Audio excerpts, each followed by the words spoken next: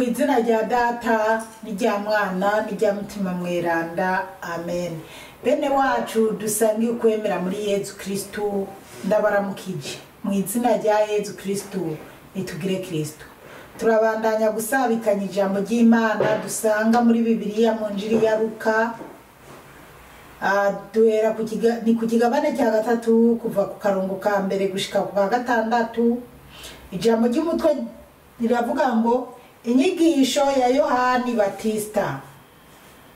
Mu mwaka ugira 15 kuva aho Tiberiyo Sezari yimikiwe, Posiya Pilato aganza Ubuyuda, Herodi yari icariho mu bugarire, Filipo mwene wabo atwara intara ya Itureya na Tarakonitide, Lizaniya nawe ari cariho muri Abireni, Hana na Kayifa nabo ari abahereza nk'uko bakuru, Yohani mwene Zakariya ashikirizwa ijambo ry'Imana mu bugaragwa iyo yari.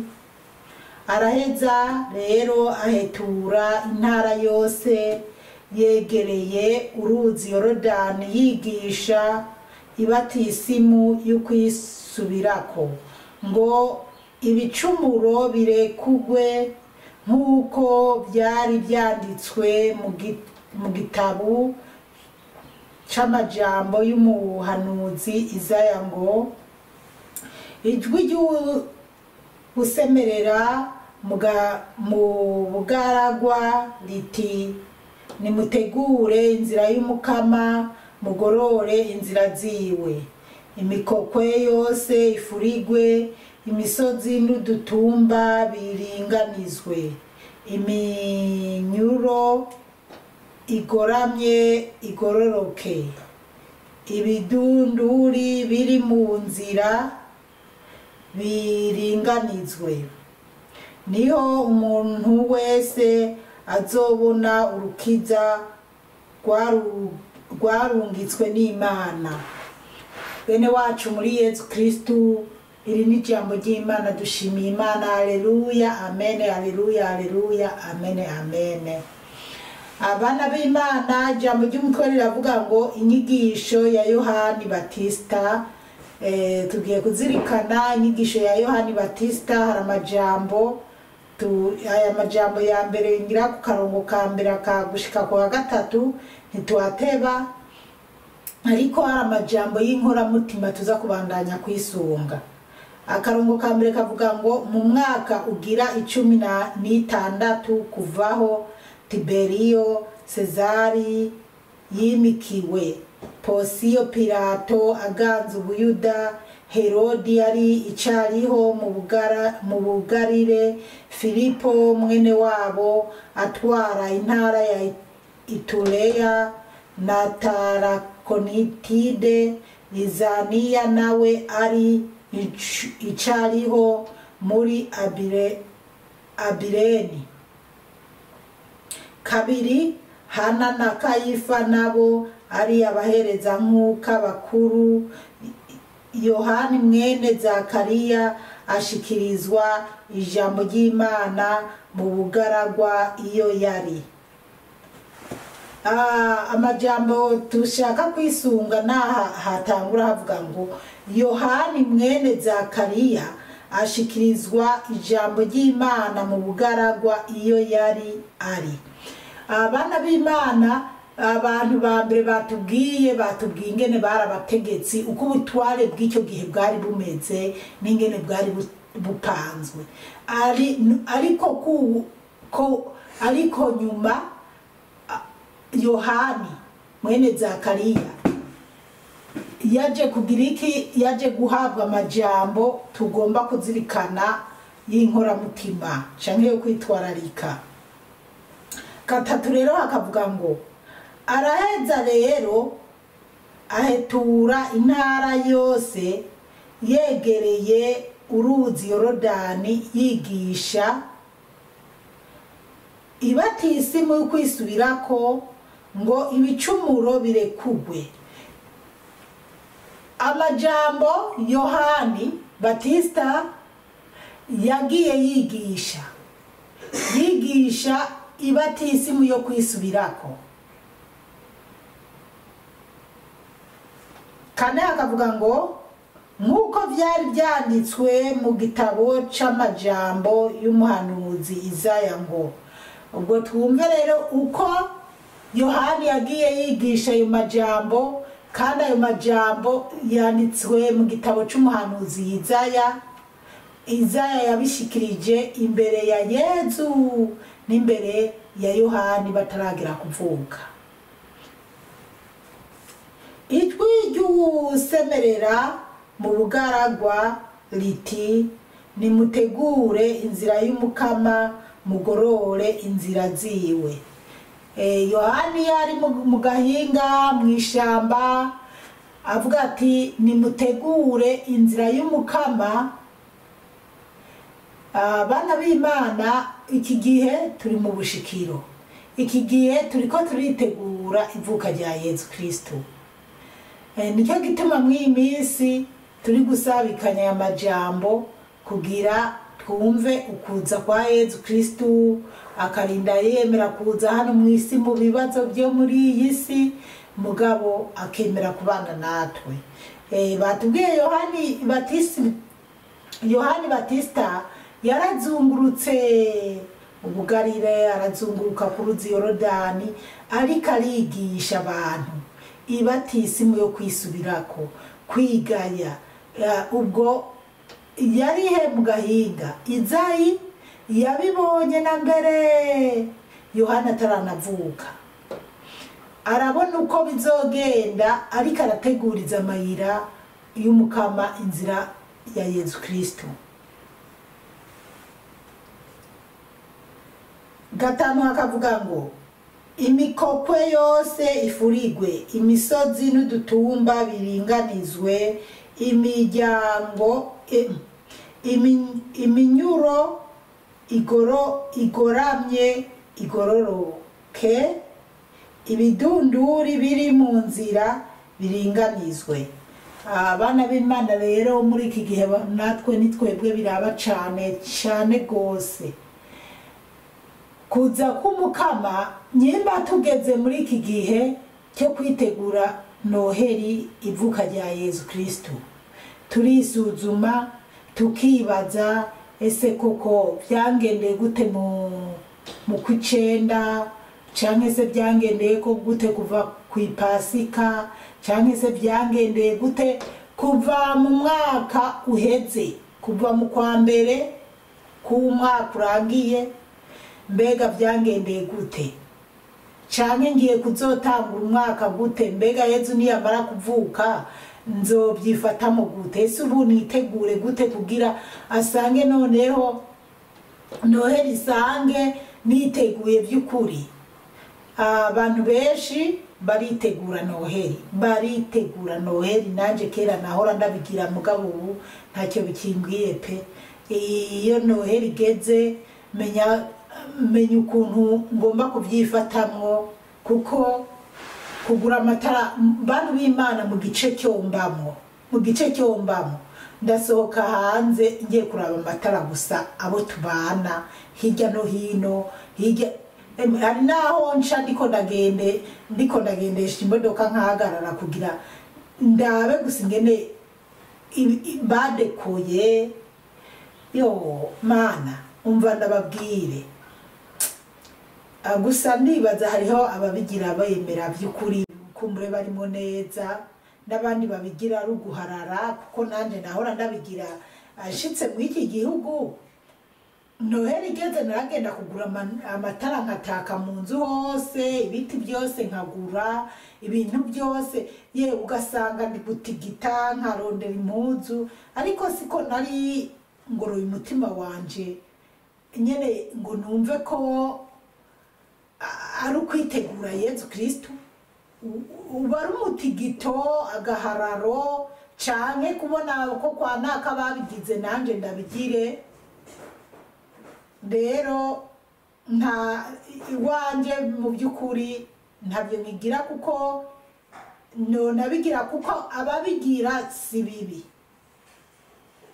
bivanye n'umufuko w'umuntu si bibi mugabo umuntu abanza arabe ese ndiko ndabigira kweri ndiko ndabigira ese ndiko nditegura Yezu Kristo koko ese nigiki muriye ko na Yezu Kristo gitumye nkora ibi byose kuko ababikora beshi si urukundo bafitiye Yezu Kristo oya ahubwo ni kubera nigihe cyageze cyo kumva ko birekuye baryohewe basayangane inzu zabo bazitake mbese ibintu byose muri bo bumve ko bambaye bariye muri Afrika iwacu abantu bihatira kugura inyama imiceri mbese n'impuzu zo kwambara n'ibirato rero kwakira Yezu Kristo nukuraba mbese ko kumutima wawe uragororokeye Yezu mu byukuri wumva hari icyo biguha bikugurura mu mutima ko Yezu yavuye mu ijuru akaza kubana natwe mbega umwana muto yavutse ababyeyi canke ababanyi bazana impuzu baranezerwa no kuza kumuterura no kumukinisha niki ese wowe uranezerewe no guheba ibicumuro wahoramwo kugira wemere za nyigisho zose Yezu yagiye araduha nubwo rero abana b'Imana ntibidusamaze ngo dufate amadeni beshi baja mu madeni ibintu mba mvuga nuko nanje mba narabibayemo beshi baja mu madeni ukaza kwikopesha mu mpaka urarira inyama kuko ari ku Noheri mpaka wambara igitenge kidoze neza kuko ari ku Noheri njyanka imvutano canka agapira ibintu nk'ivyo ariko siko kuri Yezu nta gutuma ngo ugende gufata amadeni ngo ugende guhangayika muri ibyo byose oya ahubwo senga nyene n'umutima wawe wose hanyuma ufise ibyo ufise umufuko ukwiye ugende ugere kuba tishoboye ubagurire nabo ubanezereze ariko ntibibi bintu byo gutigita ngo ni ku Noheri abandi nabo barakritika abantu baserebura Noheri bakavuga ngo baserebura ibitari byiza nibigirwamana mbese bakabiharabika bana b'Imana kugira umunsi mukuru wa Noheri ni byiza ntacyo bitwaye n'abafise uburyo bumva nyene babinezererewe kandi barimo neza ni byiza ko badekora inzu ni byiza ko basezera ni byiza koko werekana akanyamuneza ufitiye Yezu no ku nzu yawe no mu bikorwa byawe ariko urabe ntubigirire guhayana hanyuma ikindi n'abakorera shitani kuri Halloween usanga ibintu by'ubugufa by'ubuntu bupfuye by'ibitagangurirwa babidekoye ku mazu yabo kuburyo hashika ugakanguka ukibaza Imana yanje ugakanguka Yesu we rero nasanze ahubwo ni byiza kabisa ko haba Noheri abantu bagashira amatara ku mazu yabo hakaba umuco kubera iyo bagize Halloween urabona ko ari umwijima pe urabona ko umwijima wateye mu isi rero n'abaserebura Halloween barayiserebura ahubwo ubu kintu ngiye kuzanitwararika kuraba nukuraba ziryanzu zagize bijya bintu by'ibitagangurirwa n'amagufa n'ibiki ku mazu yabo na bya byungu baba bagize ukuntu nzoraba ko ngiye kubikurikirana ndabe ko ku mazu yabo nabo bagize aya madekorasiyo y'amatara yego ndaje ndabigenzo byitwara ndabirabe kabisa rero twakire Yezu mu mitima dufasha abatishoboye, dufasha abagowe, dusura abagwaye, dusura bari mu mabohero, abajya b'imfuvyi, bamayibobo. Ibyo nibyo Yezu ashaka. Iyo niyo dekorasiyo nziza Yezu yipfuza, Yezu akunda, Yezu ashaka. Ibyo ducira impera y'ijuru. Nayo ibindi byo kuryohereza imibiri yacu n'ibintu bisayangana by'isi, ari ukwereka abandi ko dufise amahera yo gudekora amazu yacu canke yo kwambara neza, ibyo Yezu Kristo ntacyo bimubwiye. Mugani wabikora ukitwararika n'abavukanyi canke se ababanyi canke se abagowe, Yezu azorushirizaho kunezerwa. Bizogera n'igihe aguhe n'ibindi nyene udekore uryoherwe, ariko nawe umuryohereze bajya abantu bahangayitse bagowe. Akarongo ka nyuma karavuga ngo niho umuntu wese azobona urukiza rwarungitswe n'Imana. Rero ngo niho umuntu wese azobona urukiza rwarungitswe n'Imana, kubera batubwiye dutegure amabarabara, ubutumba buringanizwe neza, imikokwe ifurigwe, utuyira twa nyabagendwa duharugwe neza.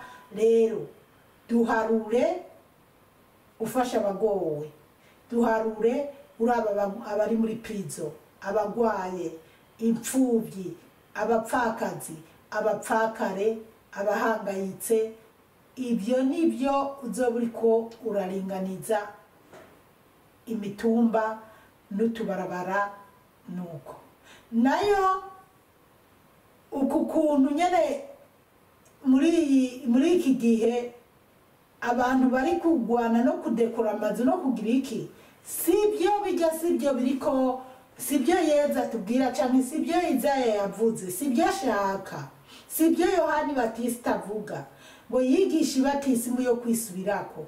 Ntabwo ari ukuza kudekora no kugura ibintu byose ngo usarize inzu yawe n'abawe bose, wari we wese aboneti ego ni ku Noheri rya nyene byaraciye.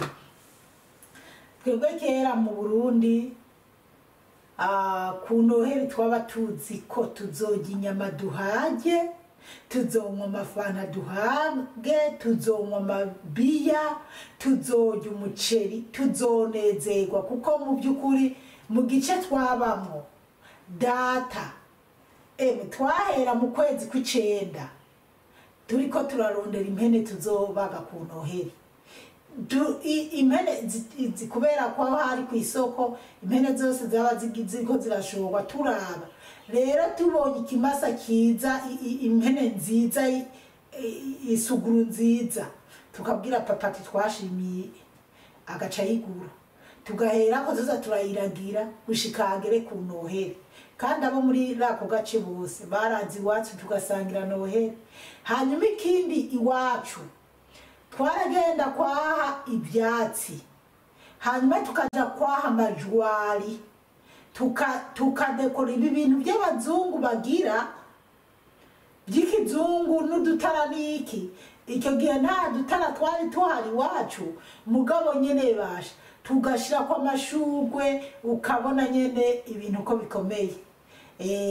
Nigeze kuja mu Burundi naragongorewe Tanzania, sanga badata barimukiye mu muji Ngozi, sanga ya matara meza nabo barayafise. Ego hanyuma ndabona ko iterambere ryahageze, nyimba hari bahora bagira n'igiti ntabyo nzi, gusa narabonye utwo dutara ariko twamaho. Ariko ngira ku Noheri hoho baca badekora n'ibindi bikaryoha gusumba.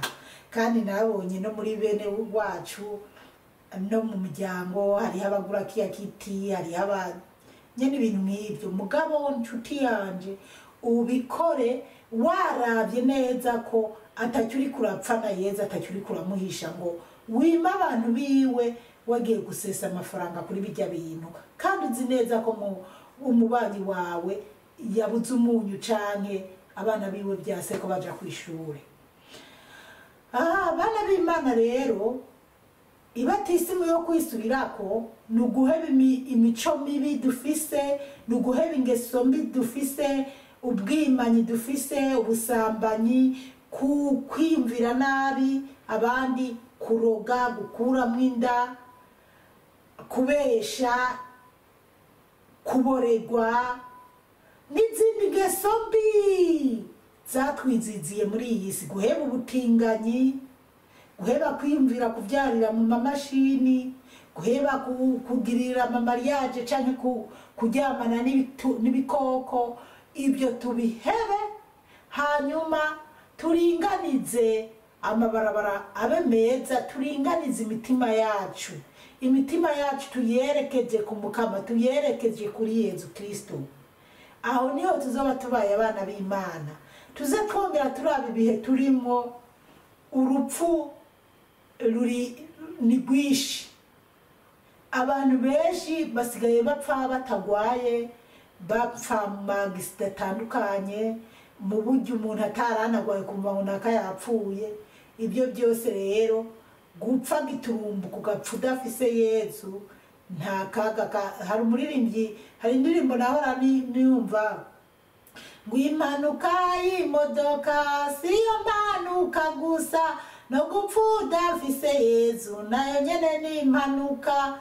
Murumva rero bana b'Imana, gupfa udafise Yezu ni impanuka mbi.